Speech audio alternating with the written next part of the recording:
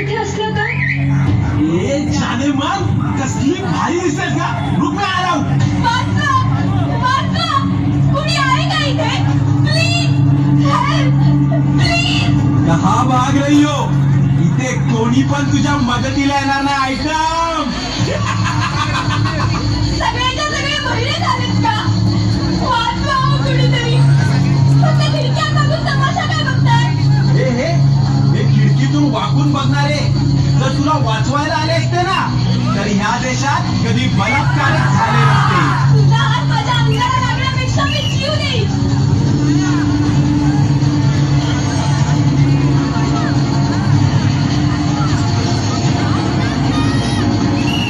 माझ्या आजूबाजूला कुणीच वर्ध नाहीये का? तर सगळे क्षमता जन्माला आले. आज जर माझ्या अग्नीला धक्का लागला ना तर तुमच्या आया बहिणी तुम्हाला कधीच माफ करू शकणार नाही.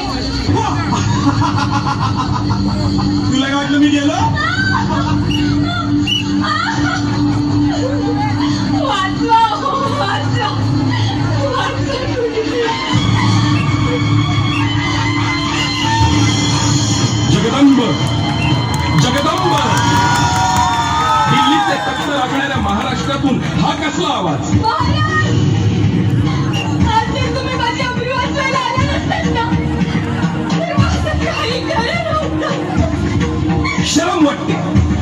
शरम वाटते ज्या महाराष्ट्रासाठी आयुष्य खर्ची घातलं आज त्याच महाराष्ट्रात कुणीच मावळा आया बहिणींची अब्रू वाचवायला पुढे येऊ नये. महाराज, हे लोक फक्त तुमच्या विचारांच्या गप्पा मारतात.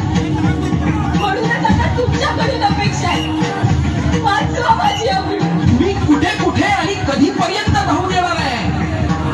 आज 350 वर्षानंतर सुद्धा आया बहिणींची अब्रू वाचवायला माझीच गरज लागणार असेल तर माझ्या नावाने राजकारण करणाऱ्यांची मला लाज वाटते. महाराज, मग आता माझी अब्रू कोण वाचवणार? तू मी? होय तू. आता महाराष्ट्रातील प्रत्येक महिला भगिनी ह्या काळात स्वतः छत्रपती होणार.